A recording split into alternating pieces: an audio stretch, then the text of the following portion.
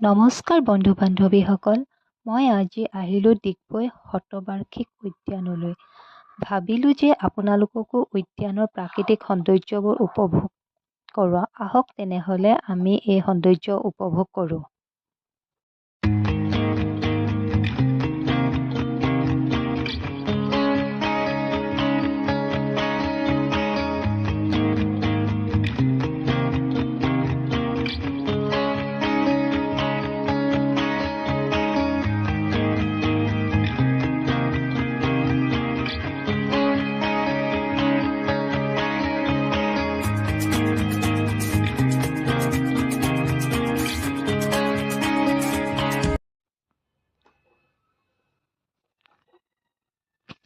ইয়াৰ প্ৰাকৃতিক সৌন্দৰ্য অতুলনীয়।